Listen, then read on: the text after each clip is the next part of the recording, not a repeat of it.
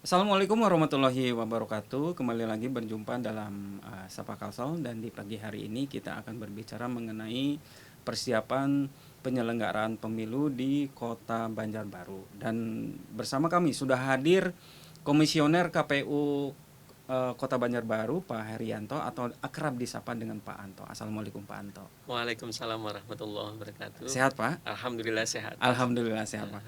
Apa nih Pak kegiatan yang sedang dihadapi oleh KPU Kota Banjarbaru dalam waktu dekat-dekat ini? Karena kan beberapa bulan ke depan kan pemilu pemilu pilpres ya Pak ya Pak, Iya, sama pileg itu kan akan segera dilakukan nih. betul. Apa dari KPU Kota Banjarbaru sudah dilakukan apa? Baik, terima kasih.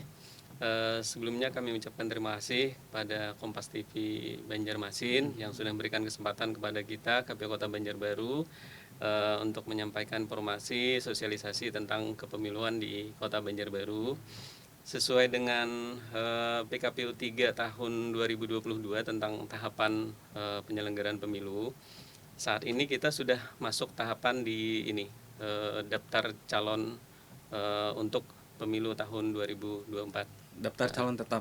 Daftar calon tetap sudah memasuki tahapan pencermatan, kemudian verifikasi administrasi, untuk kemudian nanti penyusunan sampai dengan nanti di penetapan di bulan November. Di penetapan di bulan November. Itu terus untuk sosialisasinya gimana Pak untuk ke masyarakat? Nah, untuk sosialisasi ini memang kegiatan sosialisasi menyesuaikan dengan tahapan-tahapan yang berlangsung. Secara khusus kita di bulan Oktober ini ada 2 event yang akan kita selenggarakan. Yang pertama di 22 Oktober 2023 ini bertepatan dengan Hari Santri. Nah, Hari Santri ini kita akan ada event nonton bareng film yang diproduksi oleh KPU RI, yaitu Kejarlah Janji, yang mana nanti kita mengambil pesantren yang ada di Banjarbaru untuk mensosialisasikan tentang kepemiluan. Itu karena momen bertepatan dengan Hari Santri itu, maka Betul.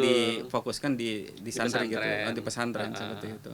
Itu film yang dibuat diproduksi oleh KPU KPU RI. RI, betul. Itu tentang apa Pak? Jadi intinya lebih kepada meningkatkan partisipasi masyarakat, memberikan pengetahuan, pemahaman bahwa kepemiluan itu penting, bahwa hak suara itu penting, sehingga harapannya bisa digunakan dengan sebaik-baiknya. Nah, termasuk kita di pemilu 2024 ini, seluruh warga yang sudah terdaftar di dalam daftar pemilih untuk menggunakan hak suaranya pada 14 Februari tahun 2024. Oke, sasarannya apa tuh Pak? Sasarannya siapa Pak untuk film nih? Iya, Kayaknya kan ini menjadi daya tarik atau menarik ya betul, Pak ya, ketika betul. misalkan ada objek yang akan diberikan untuk sosialisasi seperti itu. Iya. Sasarannya apa tuh Pak? Sasarannya pertama, kalau peserta kan otomatis sesuai dengan temanya Hari Santri, pesertanya para santri yang ada di pesantren. Sasaran kita bahwa pemilu ini tidak hanya untuk kalangan tertentu saja, tetapi seluruh lapisan masyarakat yang menggunakan hak pilihnya. Ya, pilih. Termasuk para santri mungkin yang di dalam kegiatan keorganisasian dia ada sistem pembelajaran yang secara khusus di pondok pesantren, mungkin boarding di pesantrennya. Nah, ini kita akan sampaikan informasi-informasi bahwa ada sekarang kegiatan kepemiluan. Jadi kita tidak hanya kepada kelompok-kelompok siswa yang ada di satu daerah, tetapi pesantren yang mungkin sistem pembelajarannya boarding juga kita sasar untuk sosialisasi. Oke, berarti kan di sana itu kan pemilih pemula ya Pak ya, seperti itu. Emang targetannya untuk pemilih pemula ya? Iya, pemilih pemula kita di Banjarbaru memang banyak. Kalau secara keseluruhan pemilih mudanya ya, pemilih muda termasuk pemilih pemula tadi yang generasi X, generasi Z, milenial pun itu hampir 60%. Hampir 60%. Hampir 60%. Nah, ini rata-rata kemudian menjadi penting untuk kita lakukan sosialisasi, terutama para generasi muda, pemilih pemula, bahkan mungkin ada informasi-informasi yang belum mereka ketahui tentang bagaimana simulasi di hari pemungutan suara. Harus kemana dia mendatangi, kemudian termasuk bagaimana cara mencoblos, sampai dengan nanti pada saat pencoblosan itu pada bagian-bagian apa saja yang dikatakan surat-suara sah, kemudian yang tidak sah. Ini menjadi penting karena mereka baru pertama kali kan untuk memilih. Iya betul. Jadi kan kalau misalkan untuk apa ya, untuk generasi Z mungkin ya, Betul. seperti itu kan mereka juga tidak paham nih. Ya mekanismenya seperti apa sih pemilu itu. Betul. Gitu seperti itu. Nah ini dari KPU melakukannya seperti apa nih, yang tadi Bapak dikatakan bahwa untuk mencoblos teknisnya itu bagaimana untuk memilih itu, apakah mencoblos, apakah mencontreng seperti itu. Kemudian pada saat dia ada di TPS dia harus melakukan apa dan sebagainya. Itu silakan itu Pak, apa-apa. Rencana kita bikin simulasi ya. Nah, simulasi termasuk nanti di sekolah-sekolah SLTA juga yang ada di Banjarbaru kita rencananya bentuk simulasi. Nah, bentuk simulasi jadi lebih mengenalkan kepada pemilih pemula ini bahwa di TPS itu ada berapa jumlah KPPS-nya, kemudian berapa surat suara yang mereka dapatkan, sampai dengan bagaimana cara mencoblos yang sah. Tidak boleh sembarangan cara mencoblosnya, umpamanya suka dengan partai A tapi suka dengan calon B, jadi tidak sah karena tidak dalam satu kolom partai politik umpamanya. Oke, bisa dijelaskan Pak, surat suara yang dikatakan sah itu seperti apa itu Pak? Ketentuannya kita masih menunggu pedoman teknis dari KPRI, tetapi pengalaman di 2019 bahwa mencoblos itu kan ke partai politiknya dalam kolom partai politik, kemudian ke nomor urut si calon dalam partai politik itu sendiri. Dalam partai politik itu sendiri. Kalau beda partai politik, beda pilihan, otomatis jadi tidak sah. Oke. Kalau misalkan ini mencoblosnya itu pas di orangnya, apakah itu sah, dikatakan sah nggak? Pengalaman 2019 kita sepanjang masih di dalam kolom, dalam kotak yang menjadi bagian si calon, itu masih sah. Oke, berarti peraturannya belum turun Pak dari kita KPU? Menunggu pedoman teknis, pertama PKPU tentang pemungutan dan penghitungan suara. Oh, belum ada.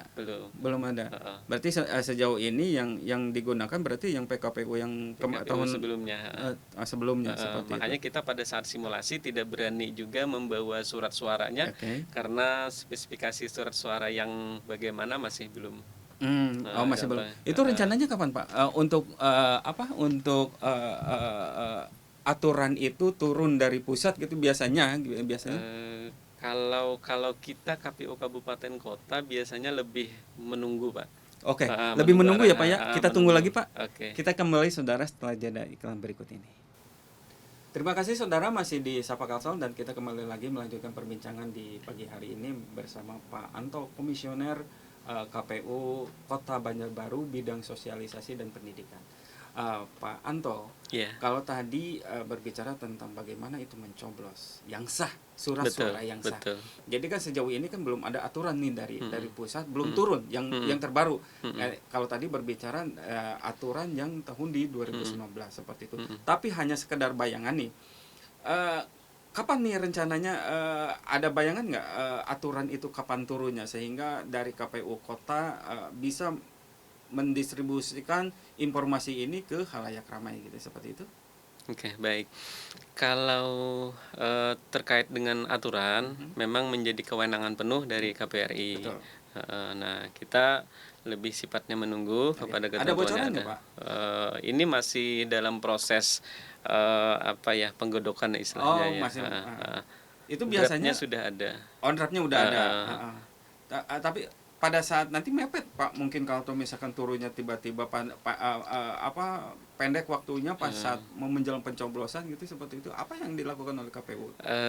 Kita di KPU Kabupaten Kota ini kan ada tahapan. Nah, tahapan sekarang DCT, nanti di November, dari tanggal 28 November itu masa kampanye. Nah, masa kampanye itu berbarengan juga nanti pada ini tahapan logistik. Tahapan logistik itu biasanya akan beriringan juga dengan PKPU pemungutan penghitungan suara, tapi kepastiannya kita masih menunggu juga. Masih menunggu. Berarti, Iya. tapi masih ada waktu jeda Ada untuk waktu, melakukan hal itu.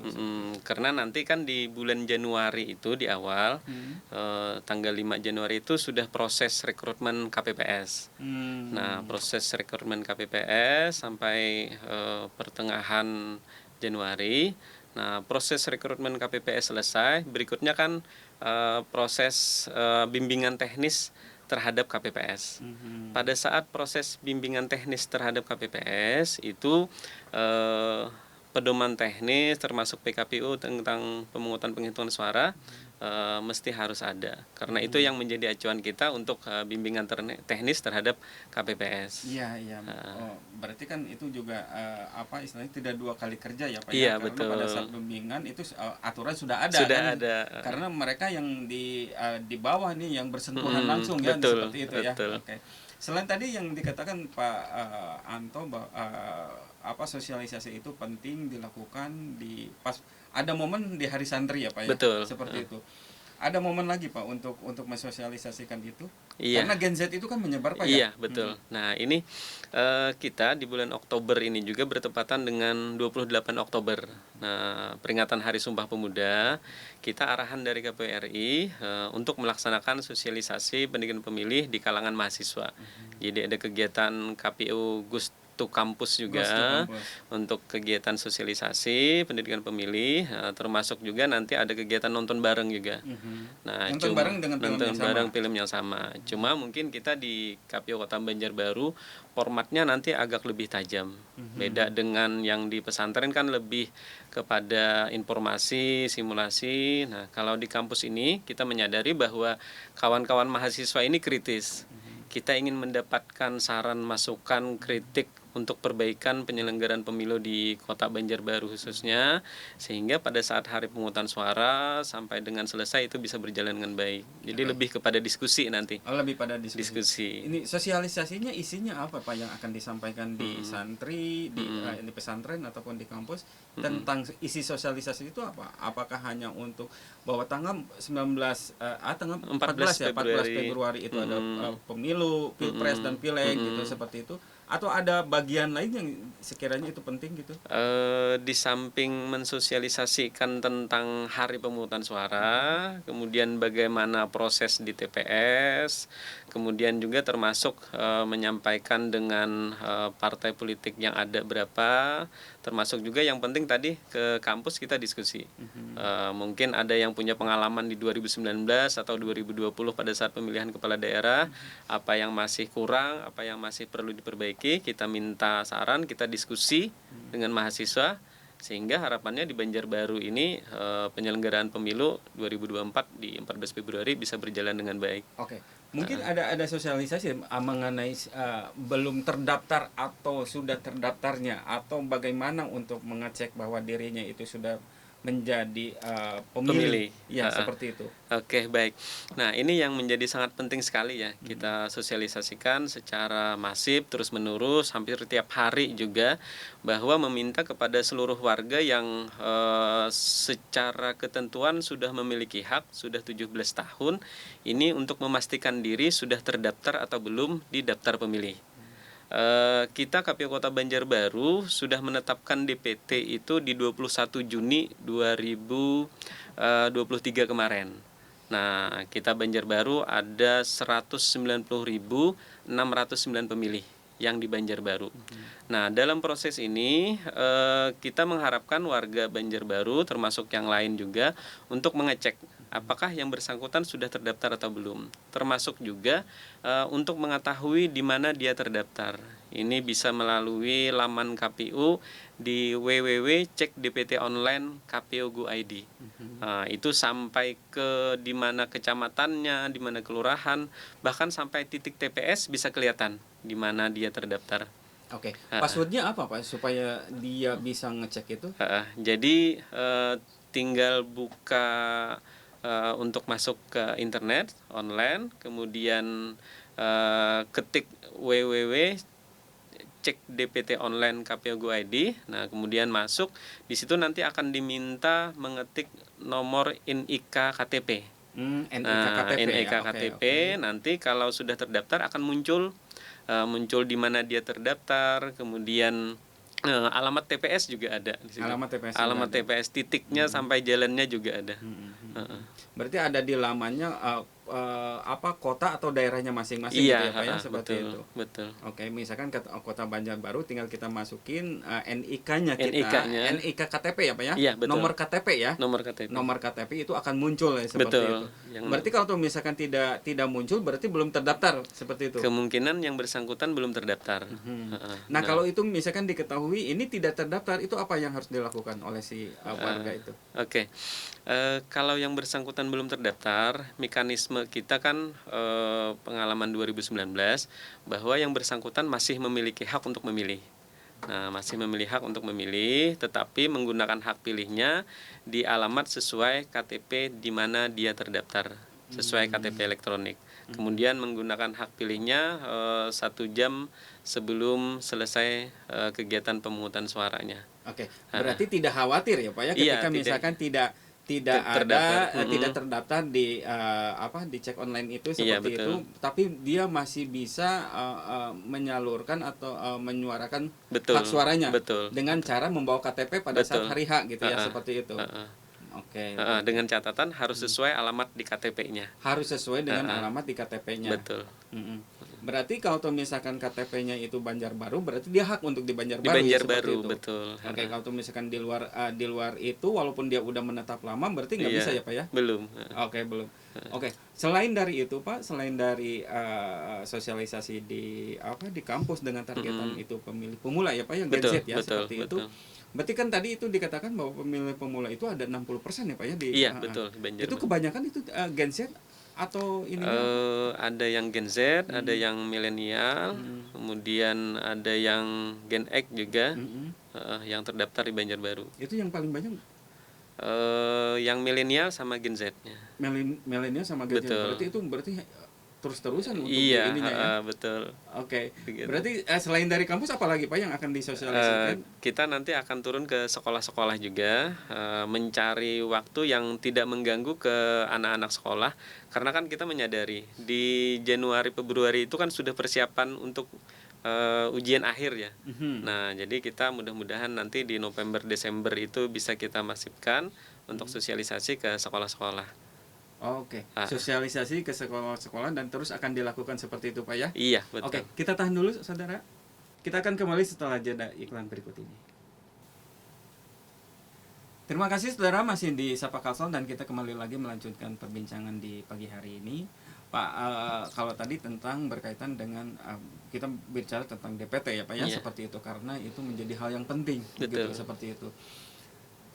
Ada lagi Pak untuk bagaimana untuk mengecek, bagaimana kalau misalkan tadi itu ketika situ sudah dicek melalui pihak online gitu ya, seperti itu, apa yang harus dilakukan oleh warga gitu seperti itu? Tadi itu dikatakan layanan pindah memilih ya, pindah memilih. Itu seperti apa Pak layanan pindah? Oke, baik. Jadi begini, ketika ada seseorang yang sudah terdaftar di DPT, kemudian yang bersangkutan tidak bisa menggunakan hak suaranya pada saat hari pemungutan suara 14 Februari 2024 di mana dia terdaftar, maka dia bisa tetap menggunakan hak pilihnya di mana dia berada pada saat itu. Sebagai contoh begini, ada seorang mahasiswa umpamanya berasal dari Hulu Sungai Utara, Amuntai umpamanya. Dia berkuliah di Banjarbaru di Fakultas Kedokteran umpamanya. Kemudian pada saat 14 Februari tidak memungkinkan untuk balik ke daerah asalnya.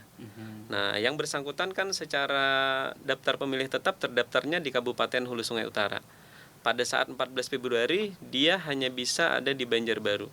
Nah, untuk ini dia tetap bisa menggunakan hak pilihnya di Banjarbaru dengan menggunakan surat A pindah memilih. Surat A pindah memilih. Surat A pindah memilih. Surat A pindah memilih ini kita berikan layanannya dari KPU. Apakah itu dari KPU daerah asal dia di Kabupaten Hulu Sungai Utara ataupun langsung di KPU Kota Banjarbaru. Nah, pelayanan ini bisa kita layankan di KPU Kota Banjarbaru atau di kecamatan oleh panitia pemilihan kecamatan PPK, termasuk juga yang di kelurahan PPS, panitia pemungutan suara. Oke. Heeh. Warganya harus datang ke kantor KPU kah atau bagaimana, Pak? Idealnya memang datang ke tempat pelayanan di KPU atau di kecamatan atau di kelurahan. Nah, tetapi kita berdasarkan pengalaman di 2019 ya Pak ya. 2019 itu banyak mahasiswa yang tidak memungkinkan karena jadwal kuliahnya padat, kemudian tidak bisa datang ke kelurahan, kecamatan atau ke KPU, maka kita akan buka layanan di kampus-kampus, layanan pindah memilih. Oke, berarti dari KPU jemput bola Dari gitu, KPU seperti jemput itu. bola, cuma Oke. waktunya biasanya sudah 1 bulan menjelang hari pemungutan suara biasanya. Kita yang turun ke kampus-kampus, termasuk ke koordinasi dengan perusahaan-perusahaan yang ada di Banjarbaru. Siapa tahu ada karyawannya atau petugasnya yang tidak bisa untuk kembali ke daerah asal di mana dia terdaftar, maka kemudian bisa untuk pelayanan pindah memilih untuk mendapatkan surat pindah memilih. Oh, berarti selain dari daerah asal juga bisa di daerah yang sedang tujuan ya, Betul. seperti itu ya. Ketika dia sudah mendapatkan apa buktinya kalau misalkan dia sudah melapor gitu ya, seperti itu, akan diberikan apa gitu? Kalau sudah melapor nanti kan ada surat pindah memilih tadi. Surat pindah Jadi memilih. diberikan Pada saat surat itu juga diberikan. Nah, proses pelayanannya sangat mudah. Biasanya persyaratannya itu bawa KTP, kartu keluarga, kemudian kita cek DPT online sudah terdaftar atau belum. Kalau sudah terdaftar, baru kemudian bisa kita pindahkan kemana dia memungkinkan untuk memilih. Setelah itu berarti KPU kota yang ada di tujuan Iya. berkoordinasi dengan KPU sebelumnya gitu Iya, ya. betul.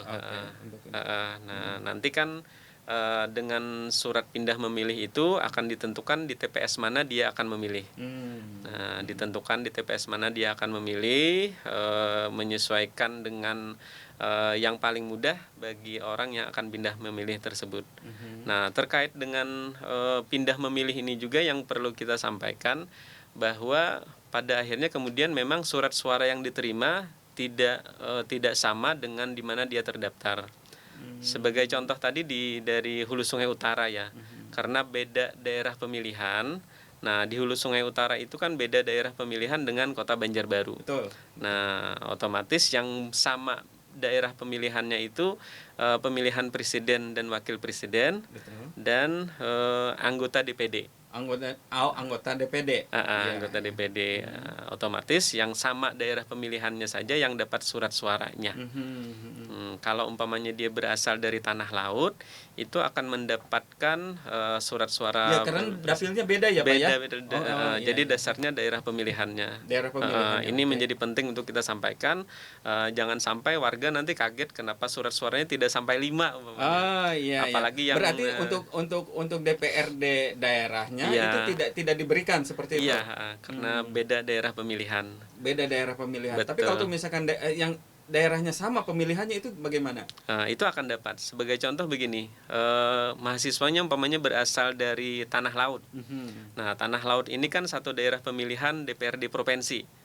Maka dia akan mendapatkan pertama surat suara Pilpres, surat suara DPR RI juga satu dapil, DPD dan DPRD provinsi. Kalau dari Banjarmasin malah tidak dapat yang DPRD provinsi karena beda daerah pemilihan. Baik, terima kasih Pak Anto atas informasinya. Ini penting banget untuk warga pemilih ya, seperti itu. Mudah-mudahan upayanya lancar juga, sosialisasinya lancar juga. Amin. Demikian pemirsa perbincangan di pagi hari ini, kita kembali di episode berikutnya. Sampai jumpa.